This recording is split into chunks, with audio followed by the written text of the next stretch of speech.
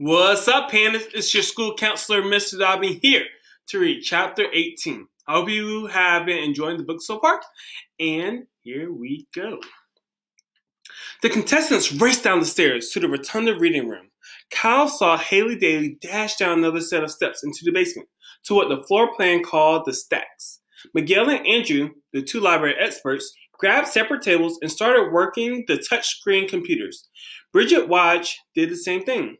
Charles Chillington strode out the arched doorway and into the foyer with the fountain. Yasmin Smith-Snyder was running around the circular room with her floor plan in front of her face like someone frantically checking their text messages while racing down a crowded sidewalk. Like this. Sierra Russell found a comfy chair and sat down to finish her book. The girl definitely wasn't into the whole spirit of the game. So, Kyle, said Akemi, you want to form an alliance? What do you mean? That's what people do on reality TV shows like Survivor. We help each other until, everybody else is eliminated and we have to stab each other in the back. I don't remember hearing anything about eliminations. Oh, right. But hey, there was nothing in the rules that said that we couldn't share the top prize. I just want to win. Cool. So we're a team. Sure. Great, said Akemi. I nominate you to be our captain. All in favor, raise their hands. Kyle and Akemi both raised their hands. It's unanimous, said Akemi. Okay, let's go ask that antique librarian a question. What? We both get to ask one question, right? Right. Okay, here's mine. Hey, lady, how do we get out of here? And you think she'll just tell you? No, not really. So what's your plan? Well, I was thinking... Suddenly, Yasmin shouted, I win! The rest of them stopped whatever they were doing. It's just like last night when Cal found dessert in the most obvious place.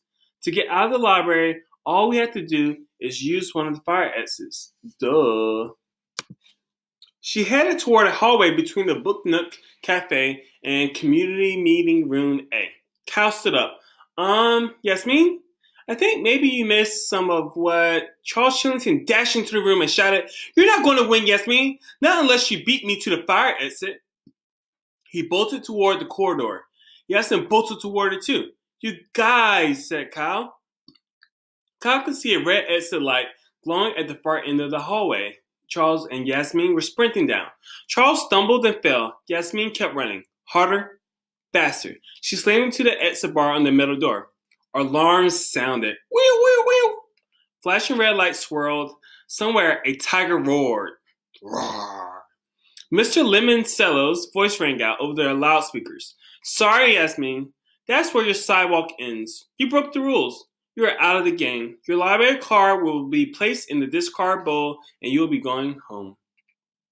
As the fire exit door slowly swung shut, and Yasmin disappeared into the bright sunshine outside the library, Kyle checked out Charles Chillington, who would have been sent home too if he hadn't stumbled and had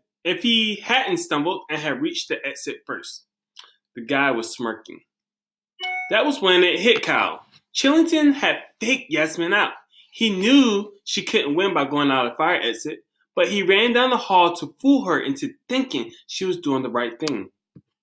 Oh, yeah, Chillington was definitely in it to win it. No matter who he had to trample. Whistling casually, Charles strolled back to the lobby. What's Chillington doing out in the entrance hall? Said Akemi.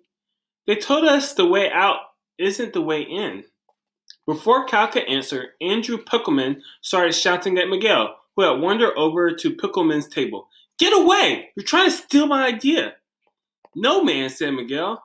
I just happened to see your screen, and I don't think that particular periodical... You know what, Miguel? I don't really care what you think. This isn't school. This is the public library, and you're not the boss in here, so just leave me alone. Miguel tossed his hands up. No problem, bro. I was just trying to help. Ha! You mean help me lose. Andrew stormed up the closest spiral staircase to the second floor and a Dewey Decimal Rooms. Miguel, looking sort of sad, headed up to a separate spiral staircase. Bridget Watts trailed after them. Want to follow those guys like Bridget did? Whispered Akemi. I'll take Pickleman. You take Miguel.